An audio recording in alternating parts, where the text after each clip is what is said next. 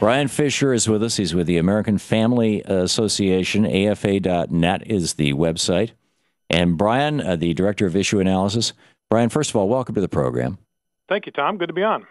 I understand you take, offense might not be the right word, but umbrage or you disagree with this decision. Oh, yeah, absolutely. I take vigorous exception to this decision. I think it's absolutely horrible, and it's horrible especially for children who are now being deprived of the opportunity to be cared for by this couple. They're a grandfatherly couple, 62 and 65. They have a great track record with social services there in providing care for foster children. This is just the kind of home.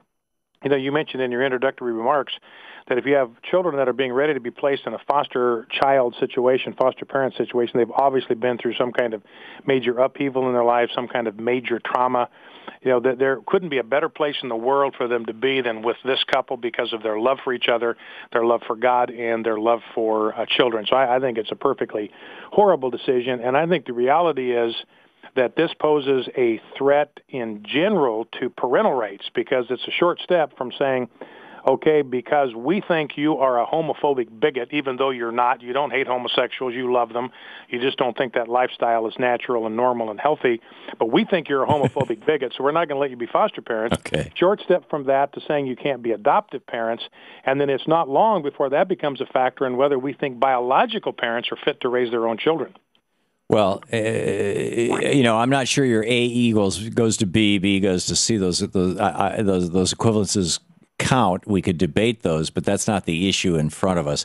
The issue in front of us is this judge said that these people's religious beliefs are out of step with the United Kingdom. In the United Kingdom, it is legal for gay people to marry.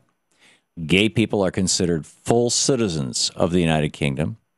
Black people are allowed to marry white people in the United Kingdom.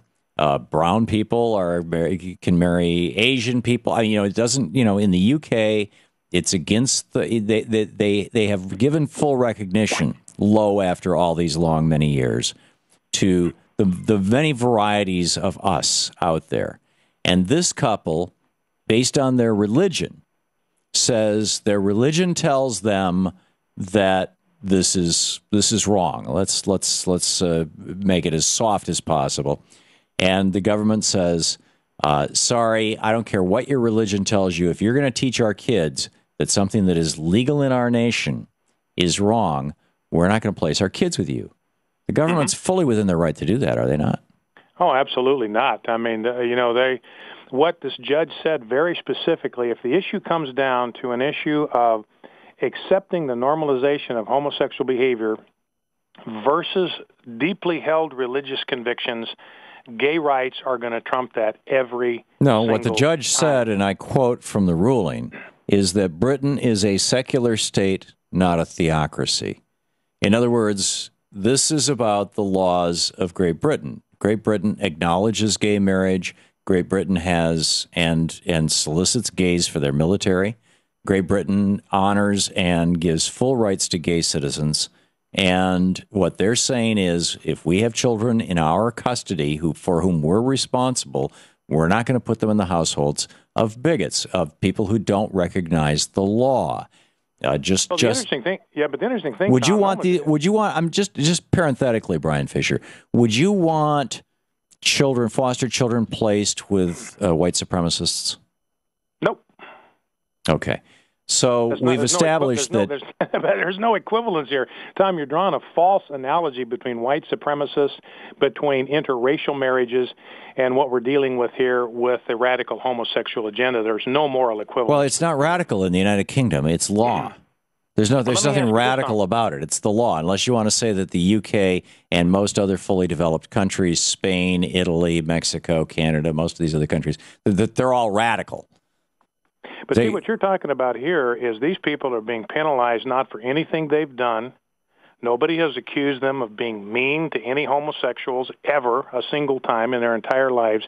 They are being punished for what they think. They're being punished for asserting that they intend to teach children that that full people who have full citizen rightship full rightship, or whatever the word is, full citizen rights in the country of the UK are less than full people, or should have less than those full rights, or whatever. I mean, the bigots are more than mean and more than hateful. I mean, you don't have to necessarily be running around with a torch or burning crosses to be a bigot. There's all the way back to Ronald Reagan's, the soft bigotry of low expectations. Bigotry takes many forms, and in this case, the United Kingdom is saying your religious beliefs, which conflict with the law of the land, are therefore going to prevent you from having our kids. Well, Tom, what you've got here then is you are supporting these people being convicted and punished for committing no, they're not being punished. Thought crime. For committing a thought crime. They're not being punished. They're not being punished. punished. They think. They're being punished no, for what it's they it's think. not what they would that think. That ought to be appalling to you. As somebody who believes in American liberty, right to conscience, freedom of speech, freedom of conscience, all those things. Brian, if that was true, I'd agree with you, but it's not true. Your premise is wrong. It's not what they think. It's what they're going to teach these children. Seeing somebody punished for a thought crime ought to be appalling to you. They are going to teach these children bigotry. And these children are wards of the state. I flatly reject your thesis that it's bigotry and hatred by definition. I didn't say hatred.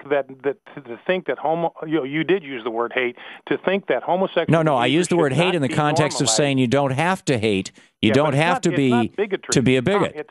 It's not bigotry to say that there are enormous health risks associated with homosexual behavior. That's not bigotry. That's let them read a medical textbook. There's enormous health risks associated with heterosexual behavior. The vast majority of new HIV cases, for example, are women.